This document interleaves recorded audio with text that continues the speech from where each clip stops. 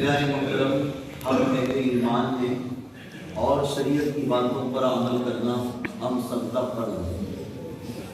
جس طریقے سے غیر لوگوں میں گھونگھٹ کی پرمپرا چلتی آئی ہے، مہیلاؤں میں، عورتوں میں، ایسی ہی اسلامی نقطۂ نظر سے ماں بہنوں کا پردے میں رہنا ضروری قرار دیا گیا۔ پر پچھلے دنوں کچھ معاملات ایسے سامنے آئے جس کی وجہ سے پردے میں رہنے والی ہماری ماں بہنوں پر غلط نظر رکھتے ہوئے ظالموں نے بڑی سازشیں کی۔ ان میں سے ایک کا نام نتیش کمار ہے، جو مکھیہ منتری بہار میں۔ میں کوئی سیاسی گفتگو نہیں کر رہا ہوں، مگر میں کہہ رہا ہوں کہ انہوں نے ایک مسلم عورت کے ساتھ جو کیا، اس کے حجاب کے ساتھ، اس پر ہمیں بھی گفتگو کرنی چاہیے، کیونکہ ایک عالم اور مفتی کا یہ فرض بنتا ہے کہ وہ آپ کو یہ سمجھائے کہ دنیا میں اسلامی چیزوں کے ساتھ کیا ہو رہا ہے، یا اسلام کے ساتھ لوگ کھلواڑ کیسے کر رہے ہیں۔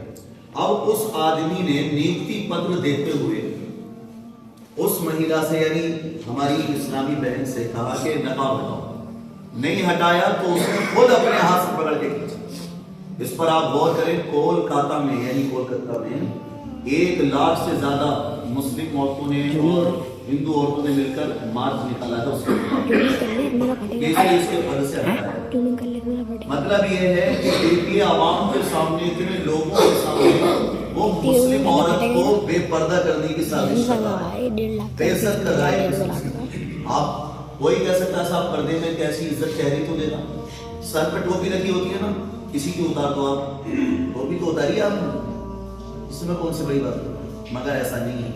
اگر سکھ کے سر پہ پگڑی رکھی ہے اس کو آپ ہاتھ نہیں لگا سکتے، مسلمان کے سر پر ٹوپی رکھی ہے اسے آپ ہاتھ نہیں لگا سکتے، کسی ہندو عورت نے گھونگھٹ اوڑھ رکھا اس کا آپ گھونگھٹ نہیں اٹھا سکتے، کسی مسلم عورت نے اگر سر پہ نقاب ڈال رکھا اسے کوئی چھو نہیں سکتا۔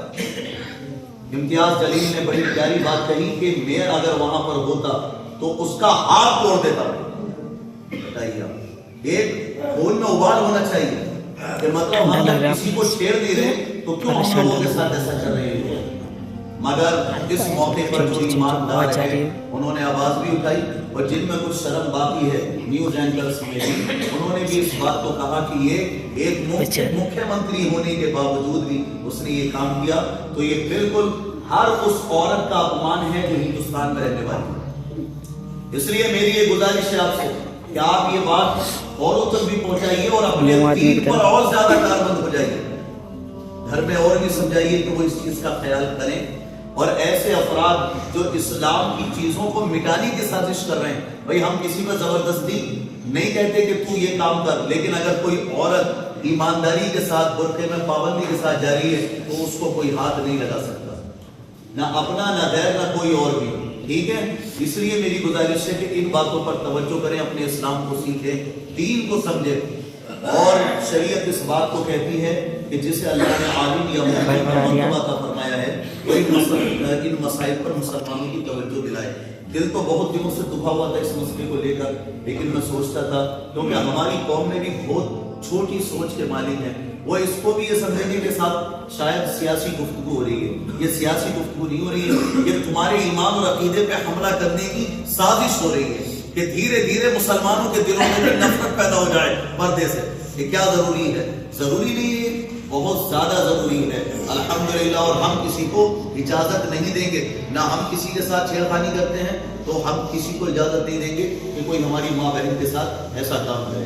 عزیزان محترم، میری گزارش یہ ہے آپ سے کہ آپ اور بھی زیادہ ان باتوں پر کاربند ہوں، ان باتوں کو سوچے سمجھیں۔ ظالموں کی سازشیں یہ ہیں کہ نہ مسلمانوں کے سر پہ ٹوپی رہے، نہ مسلم عورتوں کے چہرے پہ حجاب رہے، نہ مسلمانوں کے چہروں پہ داڑیاں رہیں، نہ ان کی مسجدیں رہیں، نہ مدرسے رہیں۔ بتائیے، وہ اتنی سازشوں میں لگے ہوئے ہیں اور ہم اپنی بیدار ہونے کو تیار نہیں۔ ہم ان مسائل میں باتیں کرتے ہیں جن کا نہ کوئی سر ہے نہ پیر ہے، ہمیں بڑے مسائل کی طرف دھیان نہیں ہے ہمارا، ہم چھوٹی، یعنی کہ ہم اپنی انگلی کو بچانے میں لگے ہوئے ہیں اور لوگ ہماری گردنیں کاٹنے میں لگے ہوئے ہیں۔